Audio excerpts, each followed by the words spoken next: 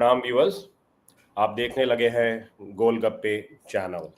Please do subscribe. I can't hear any sound Is that Satya? somehow.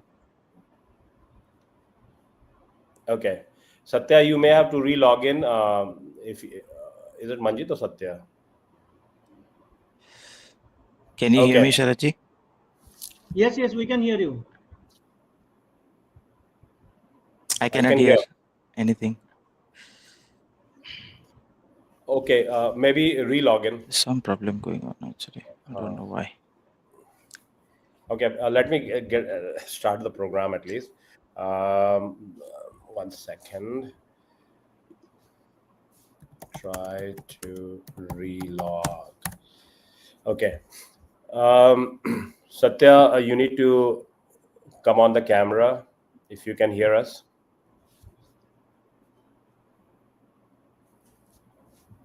Yes. Sharatji, I'm not in a position to open the camera because I just woke up, so I joined the show. I'm not good fit for the camera because I was late yesterday, and I told you, right? Yeah. That's fine. Okay, so we are already live, so you can put some image of yours. That is fine, perfectly fine. Okay, ठीक है. Yeah. So, okay, let me get started, guys. Sorry for minor housekeeping. It's a new program within the Golgappe channel. Guys, we are starting a Bangalore Panchayat. So when I did some research on the Vijayanagara Empire, I found that the gathering of the kings was called it's a royal court, but there was some local name for it, right? Local, when I say, I think the language, if it was Kannadiga during Vijayanagara Empire's time, then it was called Mahanavami Dibba. Mahanavami Dibba means the grand platform, and they used to celebrate Navratri there, and there was a lot of discussion used to happen. So we took that name from there instead of copying the Panchayat, because in Karnataka we call it Taluka Panchayat Samiti. So anyway, that was the brief reason for this name. With me, I have Kaushik, who is an educationist, and I have Satya with me, who will be not able to show his face, but at least he will be available. And then later on, Manjit Mishra may be joining. He's facing some technical issue there. So welcome, guys. Welcome to this platform. Thank And you. we are talking about Bangalore and Karnataka. So all of you guys from whichever part of India or world you are all right now in Bangalore. So we are Kannadigas first, because we are Bangalorean till we represent that place, whether it's your birthplace or whether it's a workplace. As a Sanatani, we are very proud of both the system, right? That's inherent in our culture, and that's where whenever the Indian American communities, whether it's abroad or India, we are less nuisance compared to the other people. So that's our strength. We always try to give back. जिस थाली में खाते हैं उसमें हम लोग छेद नहीं करते हैं. That is our culture. We always give back. So give back to the society. Give back in not a wrong way. So well, let's start the program. There's a lot of things going on the geopolitics across the globe. Let us start with something which happened very nearby, Nepal. The young guys, the Gen Z population, they, normally we as a parent, and I and Kaushik, we have Gen Z kids, Kaushik, if I'm not wrong, and we see them, totally focused on their phone, their smartphone, and we think that, hey, they're so gullible. They, we are always like over concerned, right? And they are so soft. They are not street smart. What happens if they go out on the street and have to face tough situation? That's a normal perception. But when I see from nowhere, and on that a country like Nepal, a Himalayan country, Nepal, Tibet, they are supposed to be very, very, very peaceful place. And I've been to Kathmandu, and these kids suddenly wakes up, and the way the the the intensity of the violence and the speed of the violence, it makes me totally amazed how these things are happening. Unless until you have so much of pent up energy, you cannot like have that kind of a kickstart. So Kaushik, your views on it. What do you think? What's happening? Yeah.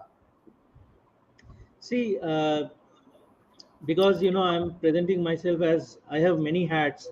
One of the important part is I'm an educationist, and I had a edtech startup, and I spent lot of time in preparing content material, delivering. Preparing the platform for students to use. So I know the education system pretty well, and I would start from the education, how things have missed when the new generation kids. So if I put myself in the older generation, and I think that I had a transformation in terms of knowledge, that what is going on around the world, and the United Nations, the platforms, and then all the other usual stuff that comes with it, like the gender equality and all those things. People feel that they have been left out. They cannot connect with the Sanatani culture. You understand, right? In our Yeah. Sanatani culture, we have not done that much of hard work to to match the two sides, because our civilizational progress has been stopped at around, I would say, the 9th to 10th century. Afterwards there have been very little and very slow progress. So you can almost, for all practical purpose, consider it as non-existent. Only whatever was existing in the Vijayanagara Empire, that was brilliant. We will talk about it later. But people feel that there is a world out there which we are missing. कुछ बहुत बढ़िया है और ये लोग हमें बुद्धू बना रहा है, समझ में आना. So Right. so so people will never connect with you once that part is totally understood. Then is where we go to the next stage, is where there have been lots of intervention from the American side. For example, I will tell you, 7 or 8 years back, I saw news that Miley Cyrus is visiting Nepal. Miley Cyrus is a famous Hollywood actress, and I checked her political profile and Yeah. found out that she belongs to the Democratic Party. So there have been a concerted effort, and they found out that this is a place where we can work on, and we will be able to carve out a section which will cater to our needs. So there are a lot of people who were then given jobs into United States. For example, in Abhijit Chawda's show, I learned that the police officer who ordered the shooting, that बच्चों को गोली मार दो, Mm-hmm. that fellow is a US returned police officer. So that means he is hand in glove with the people. He wanted to make the chaos so that there is a headline and it benefits the international community. I mean, the what we call it nowadays as a deep state, because deep state will never come out and say that, hey, we are deep state. We have to decipher who is the deep state. So it's a deep state game, definitely. And the problem is that, for example, what General GD Bakshi is saying, that he is happy that the Maoists have gone. Maoists, for example, they came during the when we had our Sonia Gandhi government. They were complicit, and even in the 90s, when there was a non BJP government, the Maoist movement actually started. And the hatred towards the Hindu kingdom hatred, the seeds have been sown very well, and the reasons have been given, and people understand it very well. And maybe somewhere the China, the Chinese investments are complicit, but probably China never understands that if there is a US base in Nepal, it can be used either against China or against India anyway. And people in India don't understand that if there is a US base in Nepal, it is not only going to be used against China, it can only also be used against India. So I mean, it's a complex situation, and this is what I had to say. Maybe I'll Okay. tell something later. So आप लोग थोड़ा बात कीजिए. ठीक है Kaushik, thank you. Satya, Satya, you need Yes, to sure. unmute. Yeah, Yeah, yeah, yeah. I'm please go ahead. Your view on Gen Z and Nepal and all those things. So coming to that Nepal protest, which was raised by Gen Zs or the students, they claiming to be right in even in the Bangladesh also. Basically, what exactly is happening is maybe the connection between the parents and the kids is also one of the reasons. Uh, why? Because the time which they need to spend on the parents or along with the parents and the relatives, what they need to learn those values, what is right, what is wrong, what is, that's where the critical thinking also comes into the picture. Until unless if you don't have those connections with the parents right now or anywhere in last 15-20 years, you are bound to get addicted to the social media, and whatever the social media says, majority that this is right, they're going to do it because the validation they got it from the social media for last 4 to 5 years, seeing the likes which they get for whatever they say, or likes whatever the post which they do, and people comment it saying that you're true or you're right or something, they think that is the truth. But whether they don't know that whether this is the right or wrong for the society, they can't, because they're seeking the validation only through social media. And whatever the algorithm says, right, if you like one part of the, if you do something like or comment to one part of the narrative, the social media immediately will give all the related reels to the person, and the person will start imagining that this is the only right, that's why everyone is and he or she thinks that okay, everyone is suffering the same way, so we have to do something.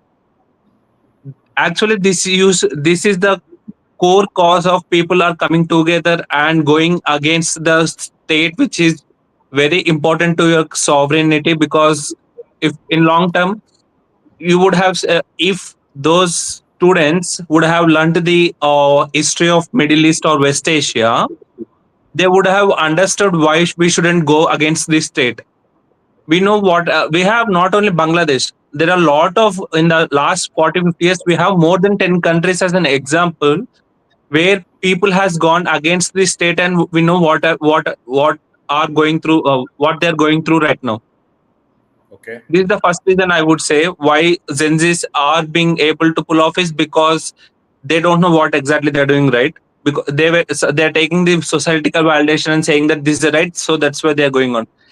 Second Okay. thing, yes, there is an outright, the government is not doing good. There is definitely a protest that should be going on against the government, because whatever the government that Oli has taken care is completely biased towards the Chinese or the Chinese communist value, which is not part of the Nepal's history for a long time. They could have gone against them by doing the protest, but the acceleration from burning the parliament, Supreme Court, that is not definitely the protesters' case. Somewhere the illegal funding has come into the picture to burn down those two large institutions. And surprisingly, the army was very silent on this protest, which is very, very surprising. There is no way, if the protests are going out of the control and the state head has resigned his position, the army should definitely intervene and stop all those nonsense immediately. Because if the state is not able to do it, legislature is not able to do it, judiciary is not able to do it, then it should be the executive that who should take care of this security, right? And the defense is very silent on this one. It is very surprising. Even in Bangladesh, immediately the military has come into the picture and completely, not completely, but at least they have reduced the violence in the Bangladesh, and they have given some time. And I know the person who was elected isn't the right person, but at least there was a calm down in the situation.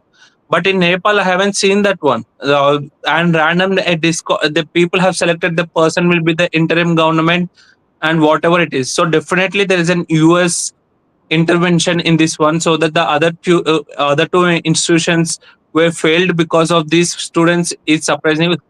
So the lot of money has poured into this one, and Okay. definitely that has led to this situation.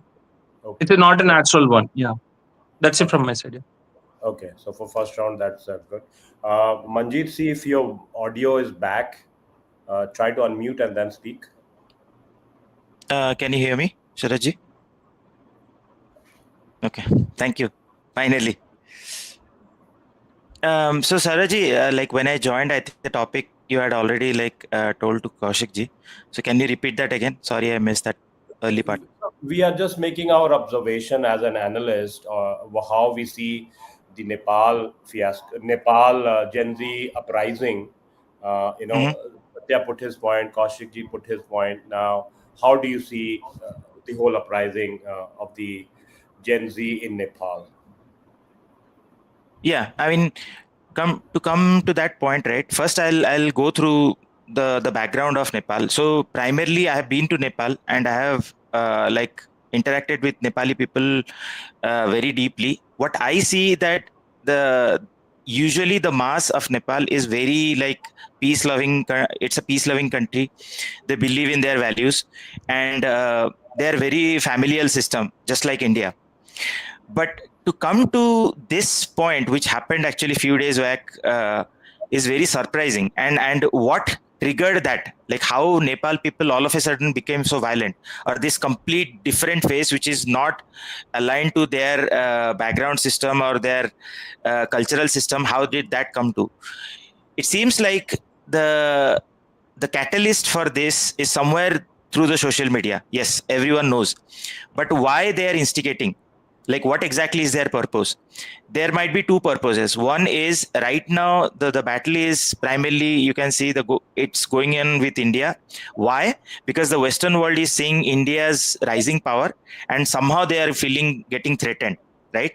That's definitely going on, because you can hear that from all the media channels where they're day in and day out are abusing India, throwing some kind of unnecessary arguments, and they are trying to downward our respect for the country.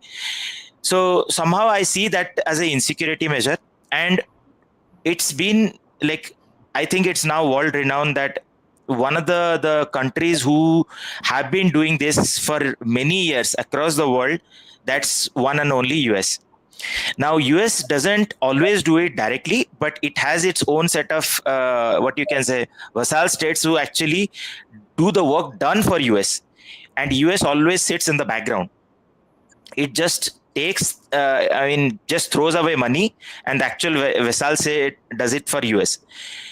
In this case, what I feel is like US is definitely trying to play it either through his vassal state, where maybe through Pakistani channels, which I see, or through Bangladesh, because these are the two rogue states or rogue countries who are definitely capable of in doing these things, and their thought process matches exactly alike with Pakistanis and Bangladeshis, right? Why?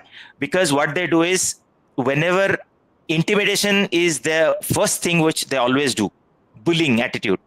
If this guy, the front guy, doesn't listen to me, bully him till the point that he gives up morally, and whatever way, let him give up. If that doesn't happen and you stand in front of that bully, then they come to the violence part of it, which I see getting triggered in the Nepal case. The same exact blueprint was also done in Bangladesh. How it can be very possible that two states which are very near to or bordering, like sharing the border of India, are going through the same run book? That's not possible, because if you see, Bangladeshi people are primarily Muslims, maximum of them. Nepali people are Hindu. So they are cultural wise, they are very different. The practices which they follow, everything is different. But the run book is exactly the same. That's where something we need to think about, like how is that possible? And in both the cases, if you see, the only common factor, even though there was no cross channel communication between people, like what I mean by is, like Nepali people were not coming to Bangladesh, or Bangladesh people were not going to Nepal. The only common factor between both of them was social media. And I would definitely say that in this case, the social media channels which have been primarily very instrumental would have been definitely Facebook, because Facebook has done it in the past, and WhatsApp, which is also a part of Facebook, and somewhere YouTube. These are the three channels which are heavily getting used across the Indian subcontinent in all the countries, if you see. Okay. Reels and all those things. I know for sure TikTok is controlled from China, so probably they would not allow it because they hate Muslims like anything. So I think these are the primary three channels would have been used. Okay. Now, as Satya and Kaushik ji said, money is one factor which is calling the shots. Why? Because Nepali people are predominantly like on the lower side of the financial status, because that country does not, like, it didn't get so much of exposure to the outside world due to lack of ports, due to lack of airports and whatnot. So of course the people are very, like, economically very down. So if you throw money to a person who is not getting food on his plates at least 2 times in a day, what will you do? The same case which you saw in Kashmir, if you remember, the youth of Kashmir were not getting money to eat. They had no business, and so the stone pelting started, because if you throw 1,000 rupees a day and some food, maybe biryani which they like the most, or a bottle of alcohol, that's it, that's enough. So that's what I am thinking, that somehow this money thing, as Satya and Kaushik ji said, is definitely getting triggered, and they're very effectively using Facebook and other social medias. So unless this is stopped either by Indian government, like to fact check exactly what they're showing on their channels, or control it through some gatekeeping process, they are definitely capable of doing these things. And we know certain states in India which are actually very much aligned to doing these things, like Kerala. One is the other one is West Bengal, of course, and some other notable states which are very much capable of doing these things, because they have been breeding this ISIS terrorists and all this thought process. So there is no stopping. If you throw them money, they'll do anything for you. Okay. Okay. Thanks for your views. Viewers, this is Bangalore Mahapanchayat, the first episode of this program. And this will be a weekly telecast. We'll be having the panelist coming. So please do subscribe. And one more suggestion I'll have to all the panelists is all our last name, if we can put it in Kannadiga, the way I have tried the experimentation, that will be great. Good gesture. So I put Sri Sharad and my Mohan is in Kannadiga. So we can at least do. These are some of the small gestures in Bharat Jodo Abhiyan in the real way, to connect. So it's a good gesture. Can I put Tamil, or is it only Kannadiga? Any language. I mean, it's perfectly fine. Perfectly fine. Yeah, I love Tamil. Okay. Sure. Nice. Uh, so round two. So second, the point which Manjeet ji brought. Uh, Let me put some data here, guys. It's not that the Nepali people are not exposed to overseas countries.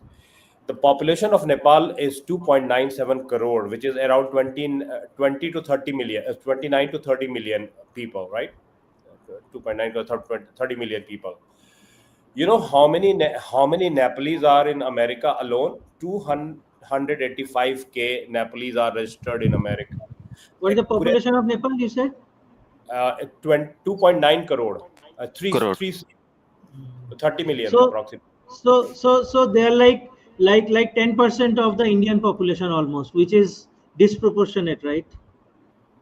But it is a big state also, no? You have to see that it entails the entire Uttar Pradesh, entire Bihar. नहीं, That's US में जितना Indian है उसका oh, that, 10% आप बोल रहे हैं नेपाली है, तो disproportionately they have taken Nepalis into yes, that, right? yes, that's what Google is saying. 295K Nepalese people, because US gives a special asylum to them. I'll come to that later. Yeah. The place where the place where I stay, Tennessee, Nashville, I have a Nepali shop, Nepali bazaar, and all those things, because they get a special favor for some states. Okay. the total Nepalese NRIs, right?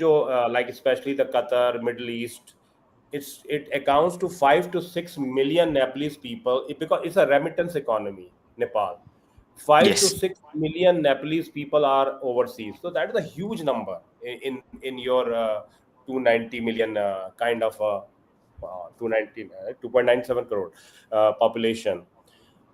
Point what I'm raising, and Satya's point also. Satya was basically seeing more of social media igniting it.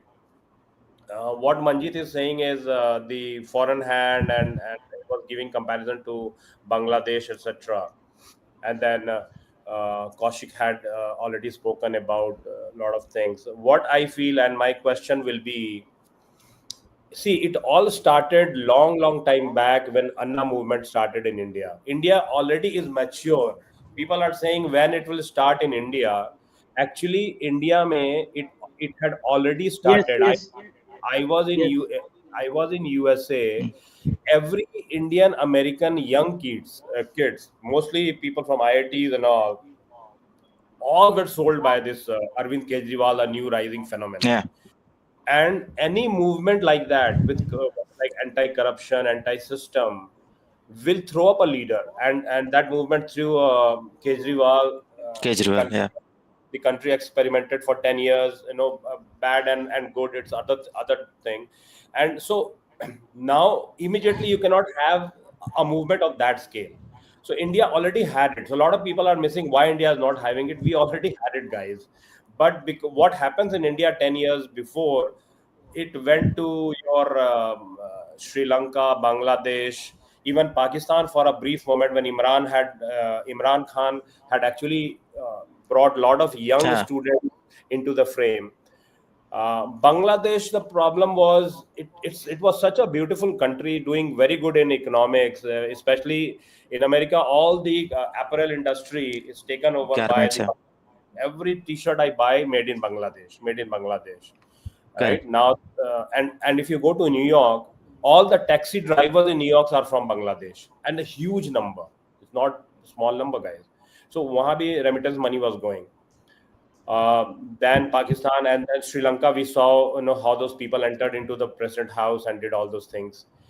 Nepal was shocking in a way that India and China suddenly after this Ukraine thing, and with the Trump's tariff, there was some for at least last 1 month, at least 3 weeks, 4 weeks. Um, so it was neither in the interest of India nor China to escalate unless until there is a third party which is entering into this escalation. Or was it indigenous? मतलब कि इतना ज़्यादा corruption had happened, and people joblessness was huge.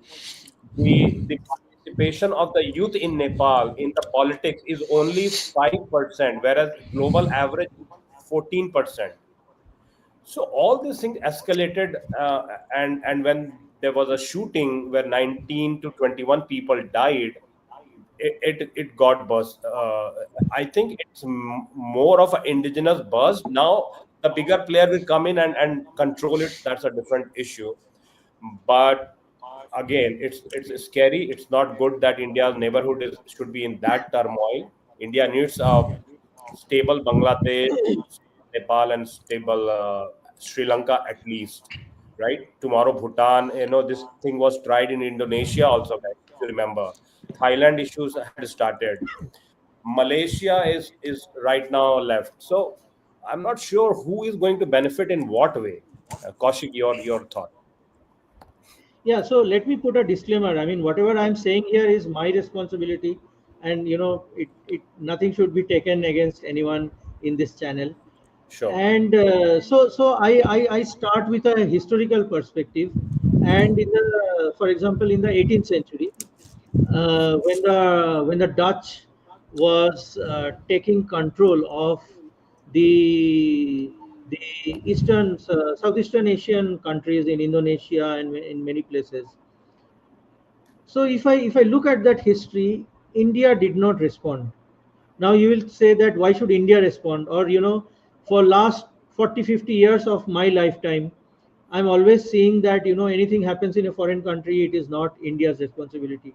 Anything happened in Iraq, India should not have played a role. India should play a role because it is Yes, going to come to us tomorrow. If not true. today, tomorrow it is going to come to us. So now I will come to the role of the National Endowment for Democracy, which is a US organization which takes money from the US aid. And the amendments have been made that their spendings are completely confidential. The US Congress has passed a law that, the money will go from the defense quota or something. That I need to check, but yesterday only I was seeing. You can listen to the discussion of Mike Benz, who is discussing on the channel of Glenn Deason. You will understand that what is it that NED is doing, and NED has achieved it successfully in Ukraine. So they worked on the Ukrainian people to become against the Russians. Think about it. Ethnic Cossack people, ethnically Cossack. Cossack means, I asked ChatGPT that the Ukrainian war, who is dying more, the Cossacks of the Russian or the Cossacks of the Ukraine? Now ChatGPT says you have raised a fantastic question. Now, why is it fantastic? Because Cossacks are almost equally divided on both sides of the nation, the Russia and Ukraine. And you see this if you see the Black Sea region and the connection with the Azerbaijan and then connection with the Israel. So these people, they want to make this. And by the way, I should not restrict myself. A lot of Jewish people are involved. For example, the BlackRock I consider it as a Jewish favoring or investment group. And Zelensky is Jewish. Yarmark, Smihal, Reznikov, all of the top group who were handling Ukraine, they are all Jewish. And Israel has never spoken anything against that. Rather, they have restricted Russia on what they can and cannot do. So, Point. and Russia-Israel relationship is complex. But if you take the coup from there, NED is extremely active in Thailand.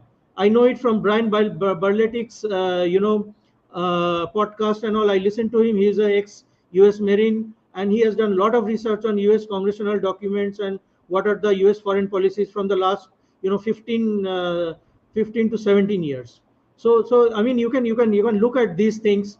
The role of the National Endowment for Democracy, this organization, must be investigated, and what they're doing all across of India. What is Victoria Newland? When she came to last time she came to India, she had a talk with our A Raja, or the Southern Party. We need to investigate that, because the blue book that says that India needs to be divided into 6 parts, that is very much on. And you should see what happened in Yugoslavia. We have to see what happened in Yugoslavia, and a lot of people who were trained in US from Yugoslavia, how they were used and all. And similar playbook happened. And they were playing the game of a lot of the strife between Muslims started with the Serbians. And the Muslims are in the control of the Turkey, and Turkey is in the control of the US Jewish lobby. That is how you should see it. And they were playing the games, and this same group is playing the games in Nepal. And they are almost successful. And you have to see certain toolkits that get activated, because during such things the judiciary plays a very important role. And we have to see, why did ex CGI Justice Chandrachud, Indian ex CGI Chandrachud, why did he visit Nepal few days back? There must be something that he is playing. He is a Harvard returned, and we don't know why during Harvard which organizations he were involved with, like Skulls and Bones or something like that. We have to investigate that. We don't know that. I mean, Indians are playing like a baby game. Like, yeah, this is our legislation and this is our rule. इसके बाहर हम नहीं जा सकते. दूसरे जब बाहर में जाके काम कर सकते हैं, आप हमको भी काम करना चाहिए बाहर में जाके. We have to secure our security is our responsibility, and we have to take it in our hands. And I mean, this is the main point I want to stress. Thank you. Sure. I think Satya is having a problem. So yeah, Mr. Chandrachud's visit to Nepal is definitely something we should be discussing, at least the security agency should be discussing. One thing I feel, and again, I would like to have you guys talk on this. Don't we think that Mr. Ajit Doval has gone too old? Like, in that age, with that, because India earlier, the RAW or intelligence work was very structured. Now the world is so dynamic that morning breakfast mein Donald Trump will say something, lunch mein he will say something, and your whole apparatus, parameter, everything changes, right? Because world is changing so fast. That is one point. Second thing is, India was never an international player other than the regional player from foreign MEA perspective. Now MEA has gone burst with so many things happening. One day the MEA minister is or the group, Kshitish Tyagi, he's talking about the Switzerland. Next day he's talking about some European country making some remarks. Then Iran, then Pakistan. So we need to have a subgroup, a country focus or region focus group within RAW. Get a lot of researcher, our young kids, because nationalism cannot come only by political slogan. The nation building has to happen with the youth, I feel. And one of the reason why I am kind of a sympathetic to Nepalese Gen Z is, see, however hard the older generation say, okay, we brought this country here, now I cannot give it to Gen Z to run it like that. No, that's like a something which is very tricky question, because eventually they will have to take the country. So if we are that concerned on handing the power to the Gen Z and India, maybe I feel youth, I talk to so many youth across the different region, right? Region comes has their own flavor of political issues, social issues, but nationalistic issues, people are, with a country of India size, I think the youth should be more aware, and there has to be some way to have them, because eventually this is their country. Parent generation will go away eventually. You have to safeguard this country. Who want to मैं एक speak? बात I बोलूं? think हाँ बोल बोला. Yeah, so we need to have, देखिए just ये हमारा opinion हो सकता है, this can be our opinion which will not make any sense. We have to get into organization building. Now one thing what I wanted to say is, if you see how US became so powerful, it is not that the government made the people or the organizations powerful and things like that. There were private people. They found out that if we are not powerful, our power will be taken out. Suppose, for example, some businessman, okay, in the 19th century US, when it is growing into some business power. At that time, if you see those people, they are telling themselves that we have to build our own organizations. And up to the Second World War, starting from Ford, which he changed his political things a little bit. So they made their own organization, like for example, Ford Foundation. The original Ford Foundation was made to make America great again. I mean, what we see that America great again and all that kind of movement, that started in the 1950s and 60s by Ford Foundation. And if you know the famous book that is Resnick Halliday, the famous physics book, that was written with their grant, Ford Foundation, Understood. because they traveled all across the globe and they found out that the physics education is best in the Soviet Union and we need to replicate that. So in 69, the Irodov book came, it is very famous.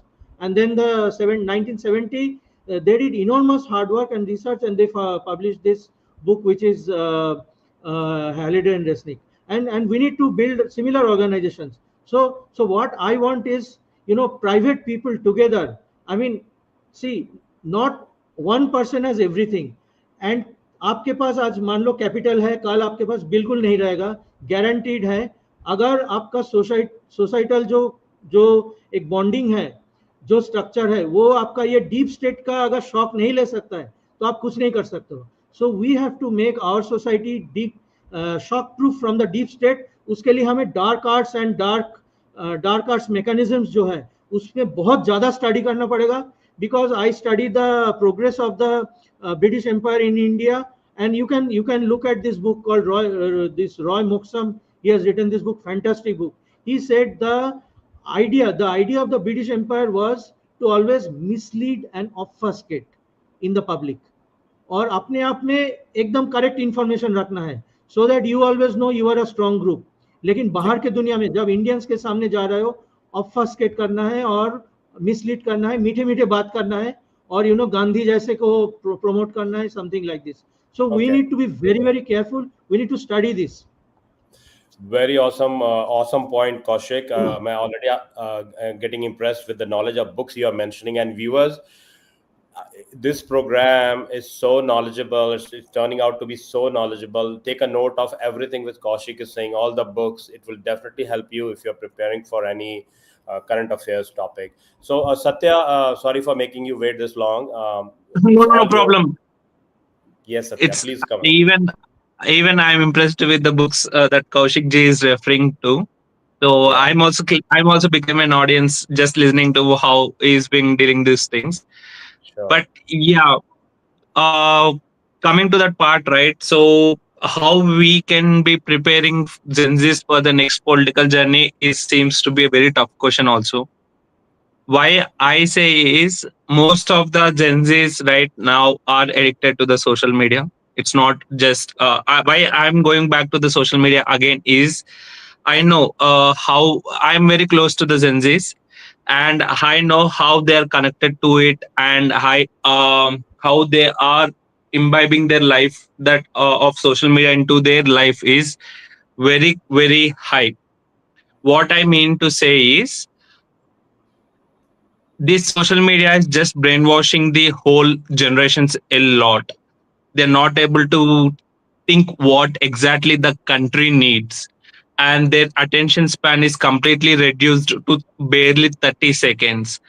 And whatever the scrolling through it, right, they just they think these random influences are the fact checkers of the history or political affairs, whatever that is going through in the country.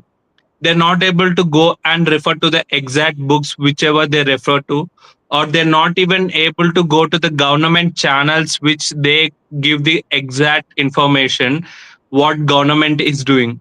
The best example I can give is in recent time is farmers protest. 4 years back or 3 years back, the farmers protest were just ignited because miscommunication has been the key role rather than the original facts. Whatever the farmers facing right now is also would have been solved if the farmers laws have been resolved at the time or implemented across the country.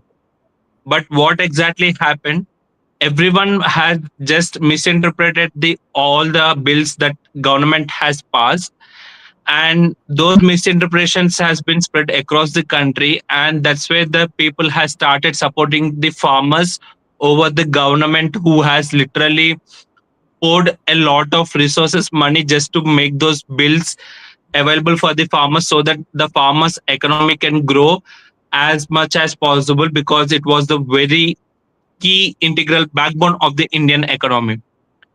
But that is what the critical thing now. And I see the lot of people are not interested in politics also, because they feel that politics is only people who have been very powerful in the society, or they think that a lot of money is needed to be a good politician, because we know lot of funding is involved when the politics is comes into the picture. A lot of big players invest in this politics because they need to secure their next 5 years future in the country. So and this is where the Gen Zs feel it is completely out of league for them, and we should show the real examples where there are a lot of leaders who has come from the root without the funding support. The best example we can say is Narendra Modi ji. He is the, I mean, there is no other politician in the world also, I would say, who has grown like him from the grassroots level to the top position in the country, and he's one of the most influenced leader in the world right now. That yeah, the situation where Modi ji has come is very different from the right now, because at that time mostly the politicians were like grassly fought for the country or the for political party. Now it seems to be changing from grassroots to social media, and most of the people are turning themselves to be influencers, and whatever the influencers getting it from the society or the from the government seems to be enough for them. They don't want to aspire to become and serve the society, or whoever being part of these YouTube influencers are getting a lot of funding beyond the Indian governments also. Like we have seen a lot of influencers are just raising voice against the state of India right now.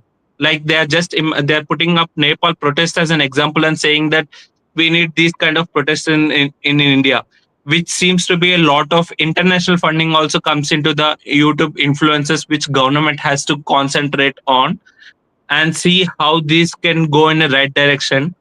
And I feel personally there should be reforms in the educational side also, where the government has already started concentrating, saying that this lot of history should be revamped, and which they are currently doing it. And also they should also give this political flavor in the schools also. It's not like they have to conduct an elections, but they should understand that how the state can be built with the real life examples, rather than coming up with the random examples from beyond the country, or like Gandhiji and everything. We should localize the history itself. There are a lot of fighters from the Karnataka. There are a lot of fighters who has worked for the political cause from this with respect to each states like Telangana, Andhra Pradesh, Madhya Pradesh, Maharashtra, Gujarat. These are the states where we see a lot of local leaders as pop up and help the state to grow. We have to put up those examples so that people will start getting related to those examples, and they might start getting inspired to contribute to the society. Yeah, that's it from my side, Sharaji. Good point. Very good point. In fact, this Ahom dynasty of Assam, it was not known even to me for a very long time, and I feel ashamed that I didn't knew about such an important dynasty. I definitely knew about the southern states, all the four Cholas, Cheras, Pandyas, Rashtrakutas, all those things I knew. But Ahom dynasty, I unfortunately I didn't knew that, which was so surprising. We need to So invest yeah, in that part. We need to invest in the Ahom dynasty. Very important, right? we have to. Yeah, agree. Uh, so, yes, good point, Satya. And there has to be, but see, the point is, which Majid, I'm coming to you. What Kaushik made, and I agree to that point, is the institution building. I will give you a real example of America, how they shape the kids from the college or school. So my kid is in say a high school, one of the kid, and they are part of that MUN program, United Nations. They have something. They do debates and all. Yes, yes, yes. I know that. Now these two American kids, one whatever American kids, right? Because they're studying in American system. They will take two countries. One will take say, Slovakia, and another will take some East European country. They become ambassador, and then they will research and they will be debating the pros and cons on those two Yes, countries. yes. My son also did that. Yes. Yes, right. So see how smartly they are making you think larger. You are not only solving your California gun shooting or Utah gun shooting. You are made to think you are like somebody from a different planet, and you are solving the problem. And you Yes, yes. remember when in British Parliament or whatever they call it, when they were discussing Khalistan movement, when they debate on Kashmir, we get so agitated, but Yes. is the time when you should learn your GNUs, your Madhapur University, your Presidency College of Bangalore, your sorry of Chennai, your Bangalore IISM, all those your Bangalore University top colleges. They should build that culture. Absolutely. The problem is one more point I will add, and then I'll let you guys speak. One more point is majority of our Indian students, especially the southern students and people from north English speaking folks, we focus on STEM. Okay, science, technology, engineering, math. all those things. And we think that STEM means only physics, chemistry, bio. You mug up, ratify it, get 12th degree, get into some college, and get a job in overseas. That's the whole circle you are thinking. In America, even if you have to get into MIT or medical, my son is in medicine there, is doing his MD program. They have to still go in a high school and read a history, US history, and of a level which a undergrad student, graduation student of India will do. So they don't care bloody you will go to engineering or medicine or whatever. You have to know the history of that land, and not like a thin uh, kunjika and that thin books, really solid books, and that grade affects your grade to get into the university. Your GPA will be impacted. So what I'm saying is, even if you change the syllabus in India, as Satya mentioned, our kids have access to the library of internet. They sit, they do you think they are not reading all those things? They are reading every damn thing which is happening. So how to make this very powerful movement, right? Not by control and constraint, but becoming part of their toolkit and making them more nationalistic in approach.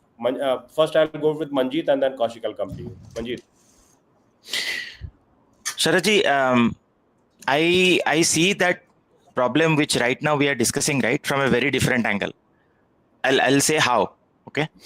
Now, for me, like what happens is, basically, if someone, you have to make a student, right, and a brilliant student. You can actually make a student, and it's all responsibility of a teacher how he makes the student or prepares the student for the future, right?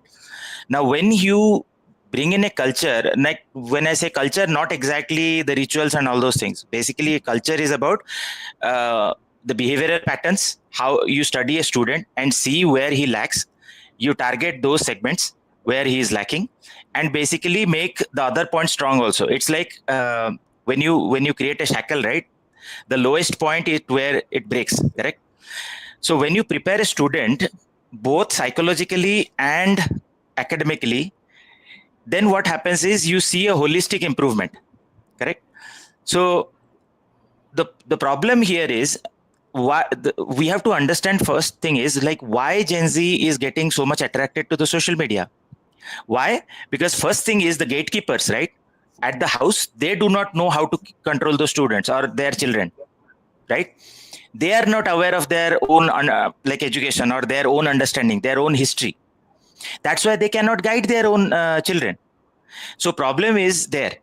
First, if they control that, if they tell right anecdotes at the right point, then that child who is going haywire, basically, by going through the social media, he will be able to have that culture of discernment, like which is wrong and which is right.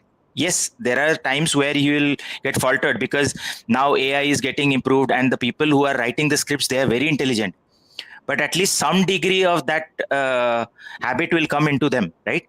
Right now, that is the problem. If I tell you from my own family, I see my mother or my father who are right now retired and enjoying their last days of their life.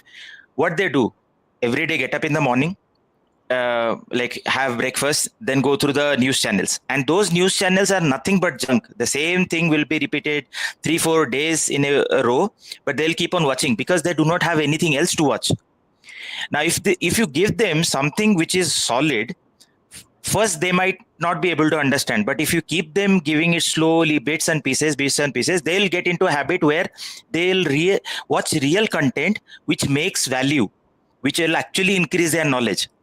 That is not happening. Why? Because the parents itself don't know, and we lost that value because the Gurukul system of education went away, all because of the great Britishers, and now that knowledge is lost.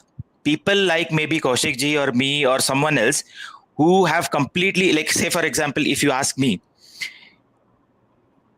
this is not exaggeration, but I'm just telling you that I am going through that fire. Why? Because I left watching TV way back in 2023.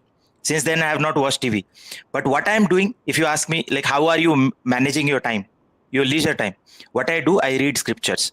I try to understand. I go to the libraries. I pick those books which people throw away in their dustbins. I read those books, try to understand like why it was written, why it was famous at the certain point in time, what exactly content is there which I can take it in my modern life and then apply it to my use. Whether you read like Chanakya's Arthasastra, or whether you read Mahabharata, or whether you read Bhagavad Gita, there is something or the other you will get it from your own books. But how much time people invest nowadays? None. They're not interested. You got my point. So point is like, unless you go through that fire, no one else can go through that exercise for you, as Sri Krishna said, right? So you have to toil. Yes, someone will be there as a guide who will tell you, okay, this is the right path.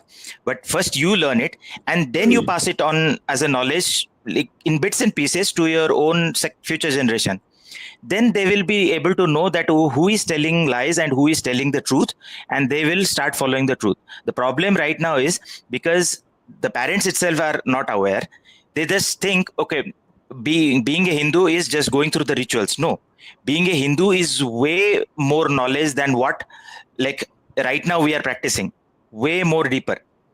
You have to go through the deep, like go very deeper, then you will understand those aspects which right now are not followed. They are almost to the point of being dead, correct? And then what will happen is, you will see automatically they'll start getting away from those social media, because the moment someone has that knowledge that this person is telling lie, he'll stop following that, and you will naturally see a death of those. Social media will be like more used as a content to enrich someone's knowledge rather than wasting someone's time. You got what I'm trying to say? Okay. So guys, interesting discussions happening, and this will be the last round. We'll go to all the panelists for their last closing bite. A few things, excuse me, which Manjit brought. One was, what are we dishing on the channels, and all these statements which he made about the parent generation and all, and so that they are channelized to think in the right way. I kind of agree, but not totally, because if we give the controlled way, see, even if it is good, for example, we all started with Bhagavad Gita. Everybody is given a 30-minute sermon on Bhagavad Gita, and we think that everything is going fine. Tomorrow a government changes and he tweaks the small information which could entire do the brainwashing. So rather than you allowing any agency, whether it's an executive or even judiciary, to control you, and India is such a heterogeneous country that it will be very hard. We have seen, even in Sanatan there will be multiple sampradayas, multiple way of thinking, so many things. So that is one aspect. Again, we are not closing it. We can discuss this in our next week's program. That is one point I wanted to bring. So that is why, in spite of my so much disagreement with the judiciary, the Supreme Court, I still feel that they should be allowed to play a little bit of that kind of activism, because tomorrow, if Narendra Modi ji is not a prime minister, somebody like somebody from AAP comes, who are more experimentative and anarchist. I'm not taking any individual or party as such. I'm just throwing some idea, guys. There has to be somebody to control it. Every time you cannot bring your military to come and help you out, right? This is a country which is not 70 years old. India is a civilizational country. It has been passed on from I'll come to you, Kaushik, from a very long generation. So you have to, India is a very special case. It cannot be homogenized, it cannot be compartmentalized. That is one view.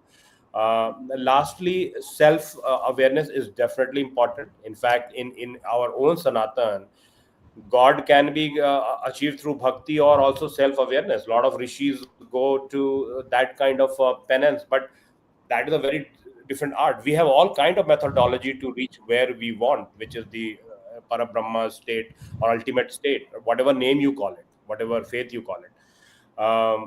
So that is my last point. Yeah, Kaushik, go ahead.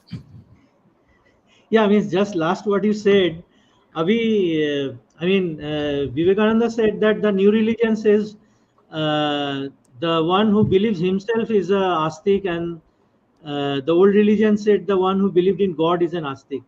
So I'm in that stage where I'm almost shedding my all previous belief, and I'm just seeing my old gods, I mean my gods, in myself, and trying to elevate myself to that level. And I know it's only me who is there and no one else, क्योंकि जो भगवान है उसके साथ मुझे connect करना है, but he is not going to do a single thing for me. हाँ, वो मुझे आजकल लग रहा है. So we have to elevate to that level.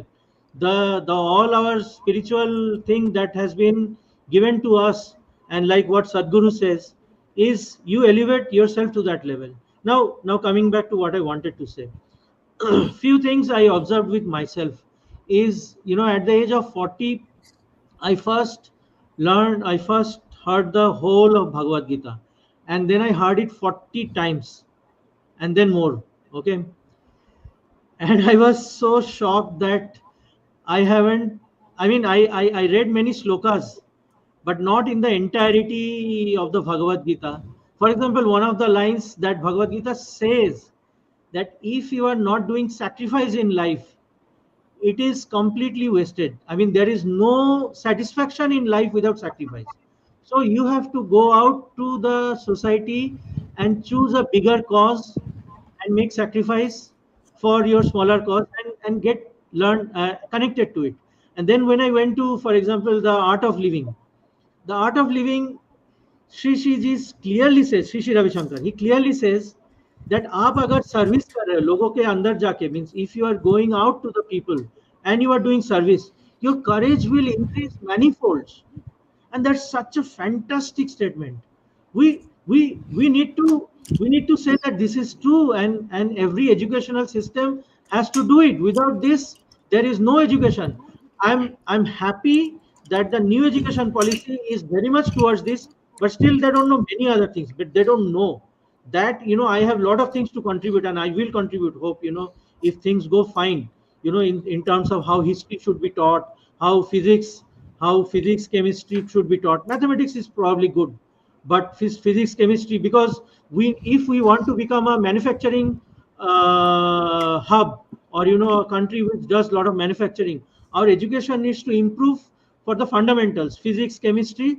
And then also we need to teach the modern forging and things like that, laser driven forging, all those things we have to do. But yeah, I mean, this is what I want to say. I forgot what exactly I was having other plans, but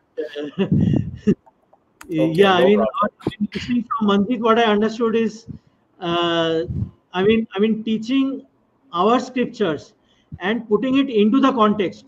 So that means not just a pandit who is teaching the scriptures. Let a person who has been in the army, or army general, for example, GD Bakshi, I want to hear what is his interpretation of the Bhagavad Gita, and definitely there is something. What is it that I can take as a soldier from the Bhagavad Gita? I will listen from, say, for example, Vinod Dham, who has made who has been a pioneer in the Pentium processor. I want to listen. What is it that I can derive from the Bhagavad Gita, and what is your experience from it? So I want multiple sections to participate, and it should be enriched. That is how I want it. Okay, nice. So, guys, we are almost to an hour, so let's keep it brief. Satya, please go ahead.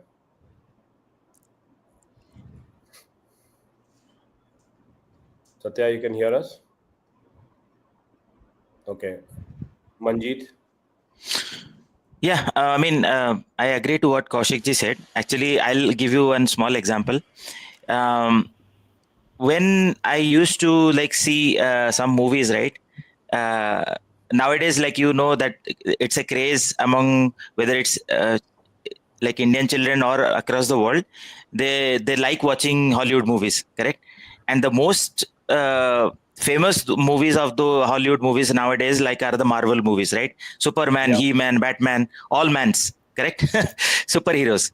Now, if you take your kids to that, what they will say is, oh, like, had I some superpower, right?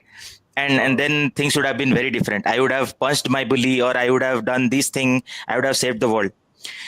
Now, what I do is, like, when my children, my own kids, say that, right, I always bring the story to the context of our actual heroes.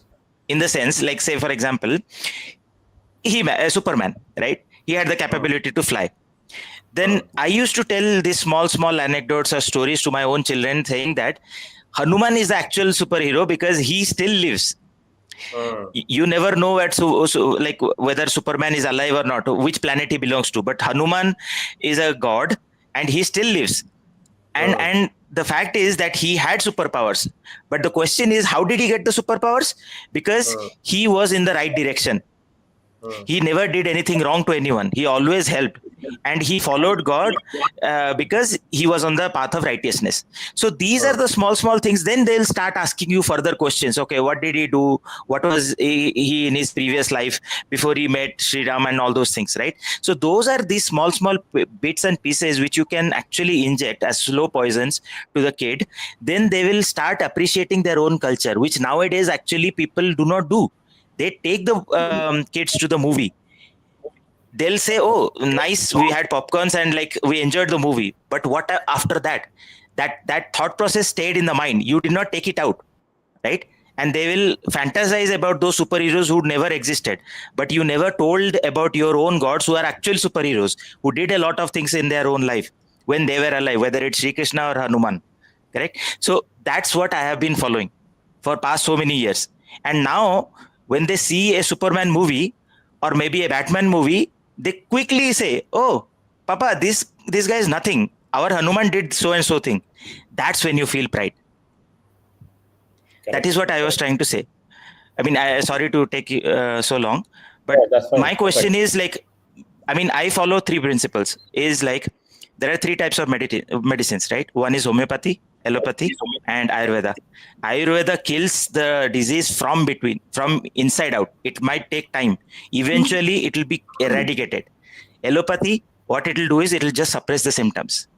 So point is, we have to tackle either 2 ways, either take both allopathy and Ayurveda, or completely like stop using allopathy and start with Ayurveda, which will kill that problem from ground up, never to come back.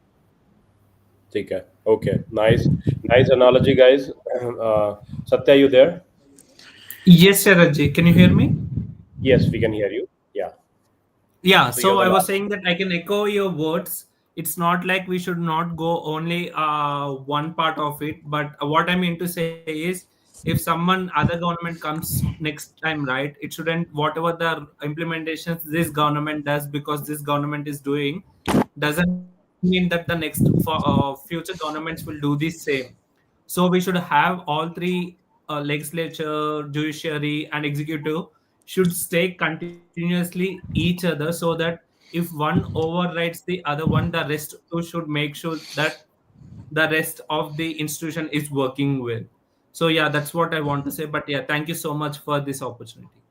Sure, nice. And so in the end, guys, I will show this picture which we created. Yeah, so this is the Vijayanagara Empire, the great platform where a lot of things happen. This is our identity. Whether you are from north, east, west, which part of India, this is our identity. And for all the Gen Z, your identity will come into the picture whichever country you go. I have stayed in West. Manjeet has stayed in West, and many of you have been exposed to West. Your identity, your skin color will not go away, however good you are in those places. And it's okay. Let them think that way. There's nothing wrong in so you need to be very proud of your identity, but also be learning from others' good points. We are not making you a racist. We are making you self-aware. That is very, very important. So thank you very much, guys. We really enjoyed the show, and we'll have a lot of more discussions in the next week. Thank you. Thank you.